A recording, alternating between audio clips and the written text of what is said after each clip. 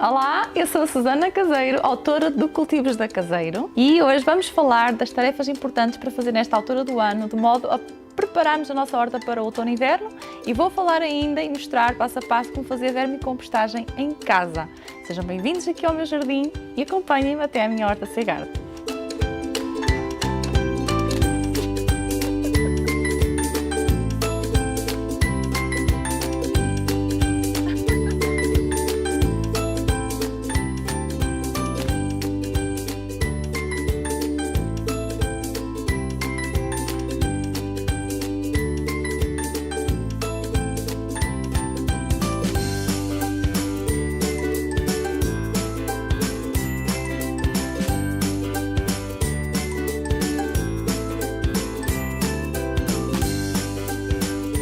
Já fiz aqui imensas colheitas.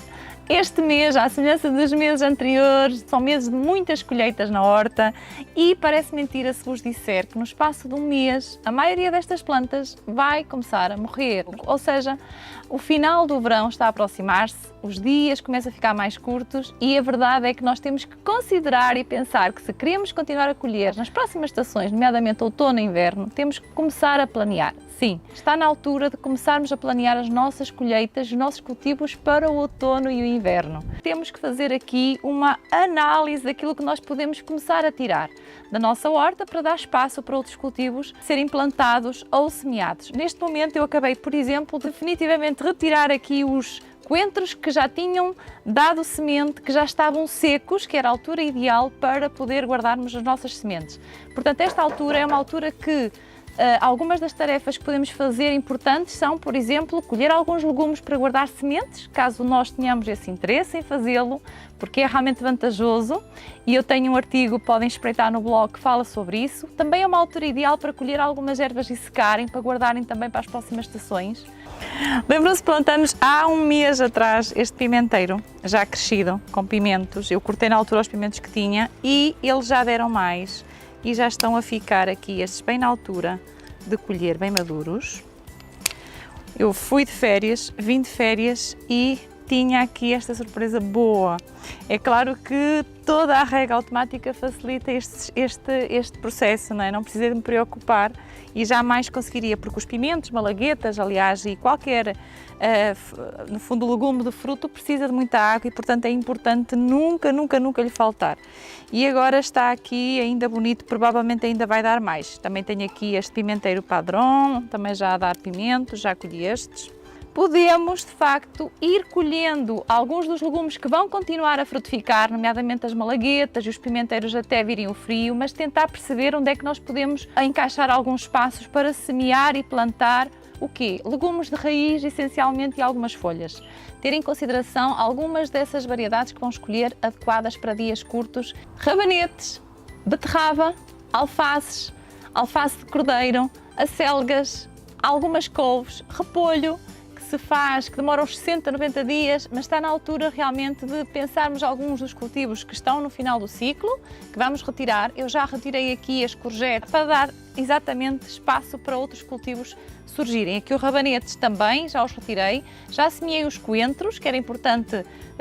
Os coentros é um dos cultivos que tem, no fundo, é um dos cultivos com ciclo mais curto e por isso, se queremos continuadamente colher coentros, devemos constantemente semeá-los. Esta é uma altura ideal também para fazer algumas colheitas de legumes mais maduros e secar e conservar sementes, também cortar algumas ervas e secar em ervas para as próximas estações. E agora vamos ver como se faz a vermicompostagem.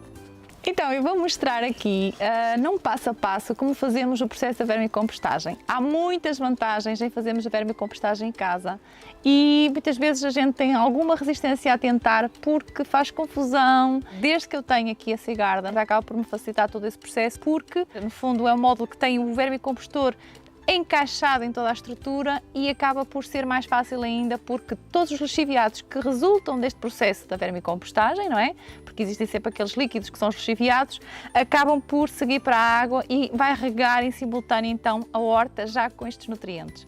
Fazer vermicompostagem ou compostagem, caso não queiram fazer a vermicompostagem, é sempre vantajoso por todos os efeitos e um dos principais também não deixa de ser a redução dos nossos resíduos que nós vamos encaminhar para aterro. Portanto, estamos a ter uma atitude mais ecológica mais sustentável. Neste caso, transformar alguns desses resíduos para nutrientes para as nossas plantas é um duplo benefício e o processo acaba por ser simples. A diferença entre a compostagem e a vermicompostagem é que no caso da vermicompostagem, claro que vamos ter vários micro-organismos a ajudar ao processo, mas temos também as minhocas que nos vão ajudar a que o processo seja mais rápido e em cerca de 2-3 meses temos o nosso humus pronto. No caso aqui da vermicompostagem, temos o humus, se fosse a compostagem teríamos o nosso composto orgânico. E basicamente o que é que nós precisamos? Precisamos então do módulo de vermicompostor, que não deixam de ser umas 2-3 caixas se comunicam entre elas, não é? Para que as minhocas possam subir e descer e para que nós tenhamos em camadas os resíduos que estão mais degradados e os resíduos que estão, neste caso, num processo de degradação já mais evoluída dos restantes resíduos. E basicamente o que é que nós vamos precisar? Das minhocas que têm que fazer este processo e vamos precisar dos resíduos orgânicos. Então nós precisamos ter os resíduos orgânicos, os verdes e os castanhos. Os verdes são ricos em azoto, os castanhos são ricos em carbono. Vamos balancear esta composição em 2/3 para 1/3, 2/3 castanhos para 1/3 de verdes e vamos tentar aqui cortar os nossos resíduos em pedaços, nem demasiado triturados, porque podemos dizer que quanto mais pequenos resíduos, mais fácil é a degradação, mas isso vai dificultar o arejamento que é necessário para os micro-organismos fazerem este processo. Não apenas as minhocas, vamos ter aqui minhocas e vários micro-organismos a fazerem a degradação dos nossos resíduos. Então o que é que nós precisamos para a vermicompostagem? Precisamos das minhocas, precisamos dos nossos resíduos da cozinha e entram tudo o que são resíduos não cozinhados. Esta é a regra, ok? Cascas de fruta, restos de vegetais e também entram os nossos resíduos do nosso jardim, com uma exceção. Folhas, plantas que estejam doentes ou com pragas, preferencialmente não devemos colocar aqui no nosso compostor. O que é que nós devemos fazer para começarmos então o processo de uma maneira simples? Vamos fazer uma cama de 1 a 2 centímetros de castanhos, basicamente que são então alguns resíduos secos, preferencialmente poderia ser a palha. Eu tenho aqui estes fetos secos, vou usar então para fazer a nossa cama das minhocas, uma camada de castanhos. A seguir vou colocar um bocadinho de humus e minhocas. Devemos colocar as minhocas com um bocadinho de humus porque o humus já traz os micro-organismos, está bem? E vamos facilitar aqui o início deste processo. Então estou a iniciar aqui o processo da vermicompostagem numa caixa que já tinha aqui o meu humus praticamente pronto, mas como tem pouca quantidade, nós podemos mesmo nesta caixa começar o processo de novo. Arrastei todo o humus para aqui para um espaço, neste caso, e vou começar a fazer a minha cama aqui, já fiz com os secos. Vamos então espalhar aqui o humus com algumas minhocas aqui em cima da nossa camada de castanhos, mas não havia necessidade de o fazer neste caso, nesta caixa. Isto é um processo necessário se eu não tivesse aqui humus nenhum pronto, não é? Mas aqui neste caso não havia até necessidade porque as próprias minhocas iriam fazer uma migração aqui para este espaço. E agora vamos colocar então os nossos resíduos de cozinha. Os resíduos de cozinha, vou-vos mostrar que há algumas vantagens em não triturá-los por completo. Claro que há aqui uma relação de 2, 3 a 5 centímetros no máximo dos nossos resíduos, também não convém que tenham muito mais. E nada de cozinhados, nada de gorduras, nada de açúcares. E preferencialmente também nada de alimentos com muita acidez, como é o caso de cascas de limão e cascas de laranja. À exceção disso, vocês podem pôr praticamente todos os resíduos, desde legumes, desde várias cascas de ovo, algumas borras de café, que também são extremamente ricas, também podemos colocar. E agora devemos cobrir outra vez com secos. Depois de colocarmos aqui os nossos verdes, supostamente os nossos verdes são os alimentos ricos em azoto, não é? Vamos colocar, aqui neste caso tem uma mistura já de algum carbono, vamos colocar e devemos sempre cobrir com os secos para que evite no fundo que haja aqui tanto mosquito a ser atraído, que não vai aqui acontecer com alguma facilidade por causa dela ser tapada. A última camada deve ser sempre de castanhos, ou seja, os nossos resíduos mais secos. Quando vocês tiverem falha desses resíduos castanhos, porque normalmente devemos sempre ir colocar no final uma camada, podemos também pôr papel. O papel, se não tiver aqui cola já à mistura, é rico em carbono e degrada-se perfeitamente. Normalmente eu tento não colocar mais do que 2 vezes por semana, que é para que as próprias minhocas se adaptem aqui e vão digerindo esta comida. Quando se inicia o processo, devemos esperar pelo menos uma semana até colocar de novo a comida. Depois da semana de arranque, podem continuar a pôr, estes resíduos vai baixando em volume, podem continuar a pôr os vossos resíduos, alimentarmos aqui as nossas minhocas. Se existirem cheiros, quer dizer que há umidade a mais, é preciso balancear acrescentando alguns secos, alguns castanhos e também revirar um bocadinho a pilha. E basicamente no espaço de 2, 3 meses nós a fazermos este processo tudo correr bem e se nos portarmos bem vamos ter o nosso humus de minhoca, que aparece então o humus feito.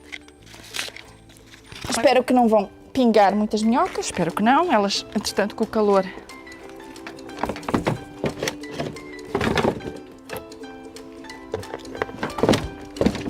já está, ok. Vamos pôr a tampa.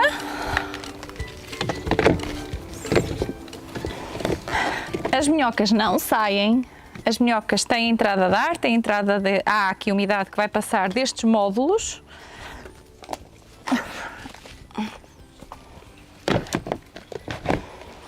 Elas não saem, têm esta tampa, este vermicompostor. Esqueci-me destes resíduos. E como podem ver é bem simples aqui o acesso ao vermicompostor e fica bem bonito.